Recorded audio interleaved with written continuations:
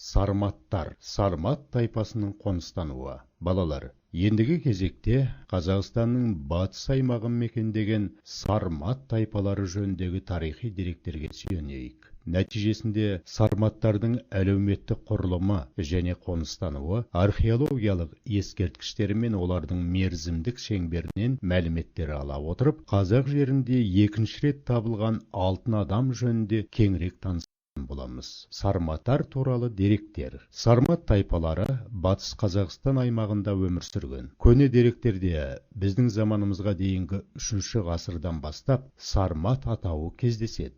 Біздің заманымызға дейінгі 2 ғасырда олар қазіргі батыс Қазақстан жеріне еніп, Қара теңіздің солтүстік аймақтарына дейін жеткен. Сарматтар Орал, Тобыл өзендерінің солтүстік сағаларынан Ембі өзені мен солтүстік Каспий маңы құмдарына дейін, Мұғалжар тауынан Дон өзеніне дейінгі орасан зор аумақты мекендеді. Сармат тайпалар одағына Роксоландар, Аорыстар, Сирактар және Аландар жатады. Сармат тайпалары жөнінде деректер грек-рим тарихшылары Диодордың, Геродоттың, Үлкен Плиний мен Полибийдің еңбектерінде кездеседі. Мәселен, грек тарихшысы Диодордың айтуы бойынша, сарматтар скифтердің жеріне басып кіреді, жер суын иемденіп, халқын қырғынға ұшыратады делінген. Дегенмен жазба деректерде сармат тайпалары жөнінде мәліметтер өте аз. Геродот сарматтарды әйелдер басқарған деп жазса, қазба ескерткіштерде сармат қоғамында әйелдердің үстемдік құрғанын нақтылай түседі. Барлық көшпелі тайпаларға тән тұрғындар санының өсуі тіршілік ету аясын кеңейтуді қажет етті. Осындай жағдайда олар өз көршілері скифтерге қарағанда алдыңғы Азия, солтүстік Кавказ бен Парфияға сәтті басқыншылық жорықтар жасаған. Біздің заманымызға дейінгі 1 ғасырда Сармат тайпалар одағының бірі Роксоландар сонау Мидия шекараларына дейін жетсе, кейіннен олардың ізін Арал теңізінің солтүстігін мекендеген аландар басып өткен. Сарматтар жаулап алған елдердің саяси өміріне өз ықпалын жүргізіп отырды. Археологиялық ескерткіштері. Сарматтардың археологиялық ескерткіштеріне Сынтас, Селинный, Бесоба, Ақжар, Лебедевка, Володарка, Аралтөбе тағы басқа қорымдар жатады.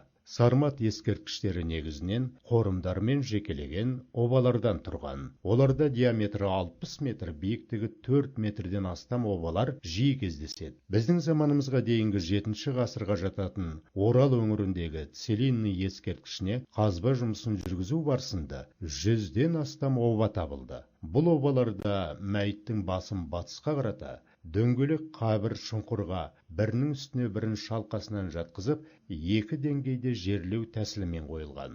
Сармат ескерткіштерінің тағы бір жақсы зерттелгені Елек өзені бойындағы Сынтас қорымы. Қорымдағы бөренелерден салынған шатыр тәрізді құрылыстың ішінен 3 сармат жауынгерінің денесі және аң бейнесімен безендірілген сүйек қасықтар табылды. Хронологиялық жағынан сармат тайпаларының ескерткіштері негізінен 3 кезеңге бөлінеді. Бірінші, ерте сармат кезеңі Прохоров, біздің заманымызға дейінгі 4-2 ғасыр. Екінші, орта сармат кезеңі Суслов, біздің заманымызға дейінгі 2-ші, біздің заманымыздағы 1 ғасыр. Үшінші, соңғы сармат кезеңі біздің заманымыздың 2-4 ғасыры. 1999 жылы Атырау облысындағы Ембі өзенінің сол жағалауына орналасқан біздің заманымызға дейінгі 2 ғасырға жататын Арал төбе қорғанындағы қабірлер зерттелді. Қабірден өте бай салтанатты киімдер кигізіліп, айрықша құрметпен жерленген сармат көсемі мен әйелінің қаңқасы табылды. Олармен бірге қабірдің ішіне 2 жылқы, қару-жарақ пен ыдыс-аяқ темірден жасалып, алтын оқамен оралған және ежелгі ұзын құлақ 2 иттің басымен безендірілген аса таяқтың сынығы қойылған. Табылған заттардың ішінде ең маңыздысы гректер жасаған қола құмыра және қыш амфора. Сонымен қатар түрлі пішіндегі алтын жалтырауықтар табылды. Аралтөбе қорғанындағы сармат көсемі қазақ жерінен табылған 2-ші алтын адам болып саналады. Әлеуметтік құрылымы. Сармат қоғамы әскери демократия негізінде қалыптасқан. Оларда ішкі және сыртқы мәселелерді әскер басылар шешті. Олар бүкіл қауым мүшелерімен ақылдаспай, тек әскери жасақ қатарындағы адамдармен санасқан. Сармат әскерінің негізгі бөлігін садақшылар құрады. Мұны жасы мен жынысына жіктемей-ақ, барлық сармат қабірлерінен кездесетін жебе салынған қорамсақ қалдықтарынан байқауға болады. Сармат қоғамында басқа көрші тайпаларға қарағанда әйелдер мен ерлер тең құқылы болып, әйелдер жасақ құрамында әскери жорықтарға қатысқан. Оған олардың қабіріне қойылған қару-жарақтар дәлел болады. Сондықтан сарматтар қоғамында әскери демократия ерлерге де, әйелдерге де бірдей қатысты болды. Қазба жұмыстары кезінде табылған археологиялық ескерткіштер сармат қоғамында әлеуметтік теңсіздік орын алғанын көрсетеді. Мәселен, біздің жерімізде зерттелген сармат обаларының кейбіреуінде сол кезде өте бағалы саналған заттар бірге көмілген. Ал енді біріндегі заттар өте жұпыны болып келеді. Әлеуметтік теңсіздікті біз обалардың сыртқы пішінінен де байқаймыз.